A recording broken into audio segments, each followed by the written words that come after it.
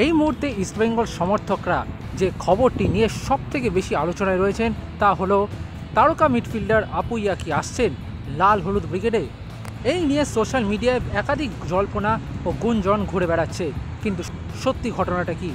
সত্যি কি আপুইয়া আসছেন ইস্টবেঙ্গলে?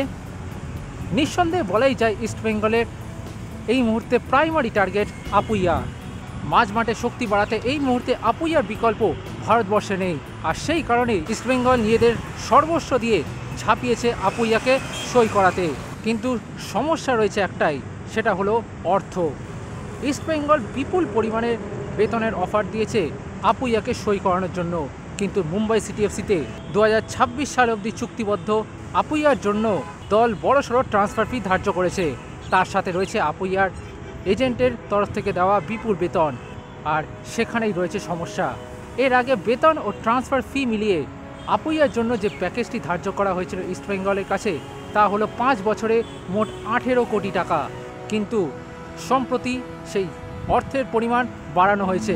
সূত্রের খবর, ইস্টবেঙ্গল ম্যানেজমেন্টের কাছে আপুইয়া ও তার এজেন্ট যে প্যাকেজটি অফার করেছে তা এখন বেড়ে গিয়ে 22 কোটি টাকা হয়ে গিয়েছে। অর্থাৎ মুম্বাই সিটি এফসির ট্রান্সফার ফি এবং আপুইয়ার স্যালারি প্যাকেজ সব মিলিয়ে 5 বছরের চুক্তিতে মোট 22 কোটি টাকার প্রস্তাব দেওয়া হয়েছে আপুইয়ার তরফ থেকে, আপুইয়া, তার এজেন্ট এবং ক্লাব মুম্বাই সিটি এফসির তরফ থেকে।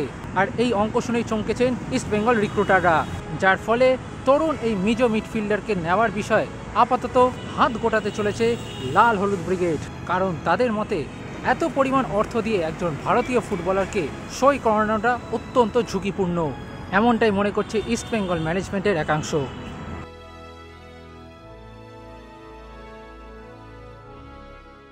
Extra time.